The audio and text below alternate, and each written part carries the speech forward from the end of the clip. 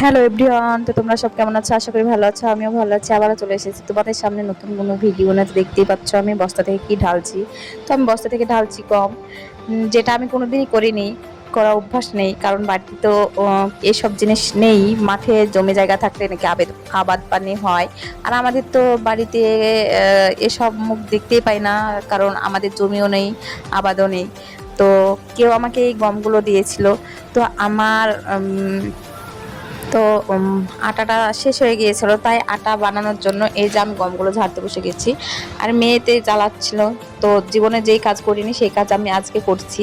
তো চেষ্টা করেছি, পারিনি বলে যে ছেড়ে দেবো তা করিনি। তো আমার কাজ আমাকেই করতে হবে, তার জন্য আমি নিজেই শুরু করে দিয়েছি।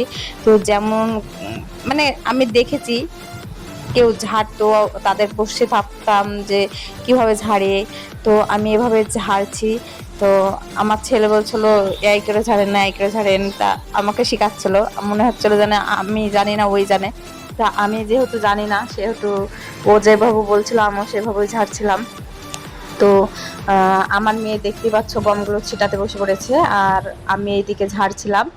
তো কেমন কি হবে আমি বুঝতে পারছিলাম না, আমি ভালো করে ঝাড়তে পারছিলাম না বলে আমি ছেলেকে বলছিলাম যে গমটা হলার করে পিষে নিয়ে আসবি, কারণ হলার করে পিষে না আনলে আটাটা সাদা হবে না, আর হলার করে পিষলে আটাটা সাদা হয়, তার জন্য হলার করে পিষতে বলেছিলাম। তো দেখতে পাচ্ছ আমি ঝেড়েই যাচ্ছি। কতক্ষণ শেষ করতে পারবো জানি না, কারণ তো জীবনে করিনি। আর এই যে করছি, ফার্স্ট টাইম গম ঝাড়তে বসেছি। আর চাল তো ঝাড়া থাকেই, কেনা চাল খাই যেহেতু। তো চেষ্টা করছি, দেখো কতদূর কি করতে পারি। আর এই যে গমের যে ইগুলো আছে, কাঠিগুলো আছে, সেইগুলো ফেলে দিয়েছি। আর এক একটা মাটি ছিল সেগুলো বাঁধছিলাম। তো আমি তাও টুকটাক করে ঝাড়ছিলাম। কেমন ঝাড়া হচ্ছিল তাও আমি বলতে পারবো না, কারণ আমি তো জীবনে ঝাড়িনি না। আর দেখতেই পাচ্ছ আমার ঝাড়া শেষ হয়ে এদিকে দেখো, এই যে আমার ঝাড়া শেষ। তো এবার এই বস্তাতে আমি গমগুলো ঢুকিয়ে নেব। তারপরে দেখো আমি হচ্ছে আমার ছেলেকে বলবো এই গমটাকে পিষতে পাঠাবো আমি আমার ছেলেকে।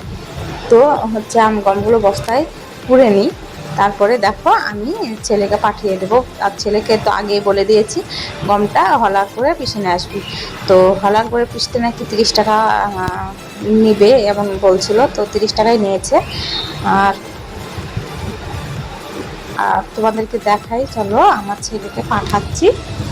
এই যে আমার ছেলে যাচ্ছে, আমি বলছি মুখটা কিছুতে বেনে নে।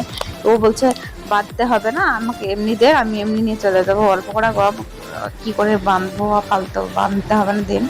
তো ও দিয়ে চলে গিয়েছিল, তো আবারও কিসে নিয়ে চলে এসেছে দেখো। এই যে তোমাদেরকে দেখায় আটাটা কেমন হয়েছে, কেমন সাদা হয়েছে তোমরা দেখো। তো এই যে এই যে আটাটা খুব সাদা হয়েছে, দেখো সুন্দর লাগছে, আমার তো বেশ ভালোই লাগছিল। আর হলার করে পিছলে নাকি আটাটা সাদাই হয়।